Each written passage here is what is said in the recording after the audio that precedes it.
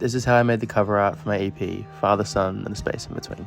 Throughout the process of making this EP, I knew that I wanted the colour blue to be prominent in the visuals. Because of that, I was really drawn to the idea of doing a cyanotype. Not only would I get that signature blue colour that I want, but cyanotypes were also popularised for blueprints, and I loved that little nod to what influences the way that we are built. Additionally, I also wanted to tie in the visual of a swing set, because those are my earliest memories singing, and I fell in love with singing for hours when I was sitting on this swing, so it felt only right to travel back home and take the photos for this EP about moving out and growing up on the swing set where this all kind of started. Also, for the past year, I've had this photo hanging above my desk of this random father and son that I found in this photo bin when I was in New York at the start of the year. These random people that I have no idea who they are, but I feel like I can gather a lot just from the photo, and I really liked that idea of this photo being a bit of a window into a story. It's this very formal and sweet photo, but somewhat detached, and I think that was something that I was really drawn to, and something I wanted to evoke as well in my artwork. So after I'd chosen the photo, I went into Photoshop and made it black and white and adjusted the levels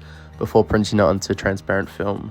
I did quite a bit of research into cyanotypes and the best ways to go about making one. The main piece of advice was always just trial and error, and that's what I did. This process was a lot of just overexposing and underexposing, and in the end I had two favorites, one that was slightly overexposed and one that was slightly underexposed. And I decided to blend those two images together as a way to further represent this idea of two people who are vastly different making up one image. Originally, I thought about just replicating this look in Photoshop, but no matter how many times I tried, it just didn't have that tangible feel.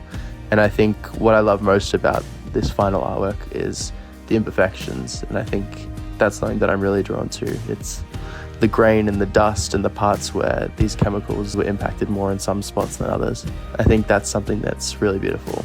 This artwork was literally made by sunlight, and I think that's pretty cool. I hope you like this final cover art as much as I do, and my EP, Father, Son, and the Space in Between is out October 23rd.